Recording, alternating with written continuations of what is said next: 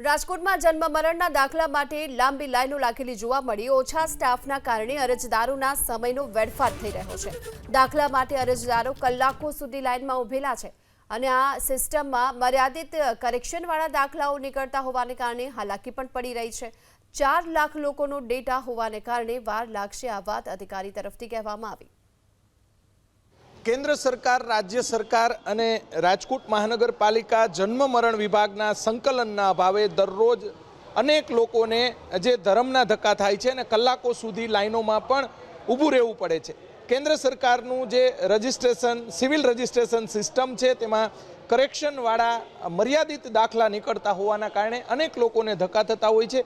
સ્ટાફના અભાવે પણ અનેક લોકો અને કલાકો સુધી લાઈનોમાં ઊભું રહેવું પડે છે। બહેનો છે તો બહેનોને બાળકો સાથે લાઈનોમાં ઊભું રહેવું પડે છે। ભાઈ, તમે શું કહેશો? કેટલા વાગ્યાના આવ્યા છો ને શું કામ તમારે કરાવવાનું છે? મારે જન્મ તારીખનો દાખલો કઢાવવાનો, 2 કલાકથી ઊભો એમ। બરોબર, ધીમી ગતિએ હાલે છે?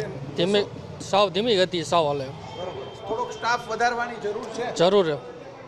તમે કેટલી કલાકથી ઊભા? 2 કલાકથી ઊભા છે। બરોબર, સ્ટાફ થોડો વધારવાની જરૂર છે? તમે શું કહેશો? હવે આમાં તો કે ત્રીજો ચોથો ધક્કો હવે અત્યારે નીકળી જાય તો સારું, એના જેવું છે। કેમ ત્રીજો ચોથો ધક્કો? શું કરવાનું? અત્યાર સુધી 10મા મહિનાનો દાખલો કઢાવવાનો, અત્યાર સુધી આવતા હતા તો કે બધા અધિકારીઓ ચૂંટણીના કામમાં છે કે અત્યારે નહીં નીકળે। હવે અત્યારે આવ્યા છે તો આ લાઈન છે, હવે કઈ વારો આવે નક્કી નહીં। જો 4 વાગે બંધ થઈ જાય તો વળી બહુ કાલ આવવાનું રહીએ।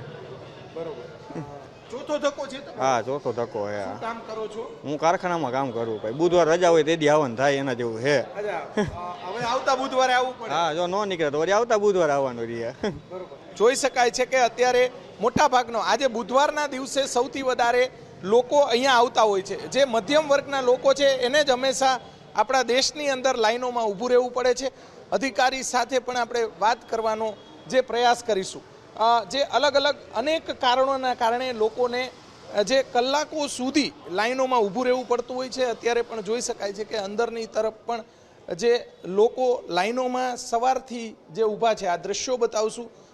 અને લોકો પોતાના કામ ધંધા મૂકીને અહીંયા જે પહોંચતા હોય છે। જે સાહેબ છે એમની સાથે આપણે વાત કરવાનો જે પ્રયાસ કરીશું। સર, ઘણા બધા લોકો લાઈનોમાં ઊભા છે, સવારથી 2 કલાકથી 3 કલાકથી ઊભા છે, કારણ શું કહેશો?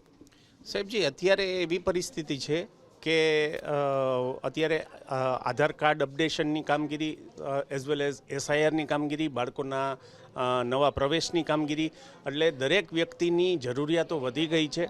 જરૂરિયાતોની સામે પબ્લિક જે આવી છે એના અમે 95% કિસ્સામાં સેમ મોમેન્ટે જ અમે પ્રમાણપત્ર આપી દઈએ છીએ।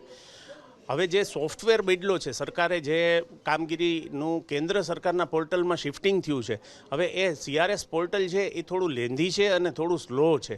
એની અંદર જે પહેલાં કામ થતું મારે 1 મિનિટની અંદર એક અરજદારનું, એની સામે હવે લગભગ 17-18 મિનિટ એક અરજદારની થાય છે। એટલે સ્લો પ્રોસેસના કારણે આ વસ્તુ છે, એના કારણે લાઈનો મુવમેન્ટ થવી થોડી ધીમી થઈ ગઈ છે। સર, અમુક જે ડેટા છે એ ટ્રાન્સફર નથી થયો અને લોકોને ધક્કા પણ થતા હોય છે 2020 પછીનો?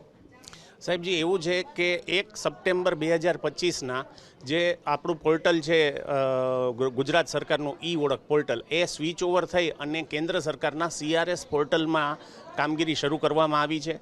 કેન્દ્ર સરકારના પોર્ટલની અંદર જે ગુજરાતનું કામ છે એ હજી સુધી એનો ડેટા શિફ્ટ થયો નથી। એનું પ્રોસેસ ગાંધીનગર લેવલે શરૂ છે અને એ અમને સમય આવ્યો નથી, પણ બનતા પ્રયત્નથી વહેલામાં વહેલું થઈ જશે એવું અમને સૂચન આવેલું છે।